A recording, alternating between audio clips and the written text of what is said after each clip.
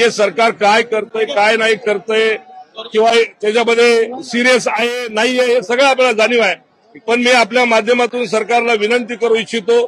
की मराठा समाज मोठ्या प्रमाणामध्ये बेजार आहे, मोठ्या प्रमाणामध्ये त्यांची मागणी जी काय आहे ते जरांगे पाटील इथं मागतायत आणि माझी विनंती आहे आपल्या माध्यमातून की लवकरात लवकर ही मागणी पूर्ण केली पाहिजे, अन्यथा ही परिस्थिती गणपतीच्या टायमाला अशी परिस्थिती उद्भवू नये आणि मराठ्यांचा अंत पाहू नये असे मी आपल्या माध्यमातून विनंती करतो। सुविधा नाहीये त्यांना ताण पडतो खरं आहे, पण आपल्याला सगळ्याला माहितीच होतं की 29 तारखेला जरांगे पाटील इथे येणार आहेत, मराठे मोठ्या प्रमाणामध्ये आपल्या इकडे मुंबईला येणार आहेत, तर याची परिस्थितीची जाण अगोदर ठेवून केलं पाहिजे होतं असं माझं मत आहे।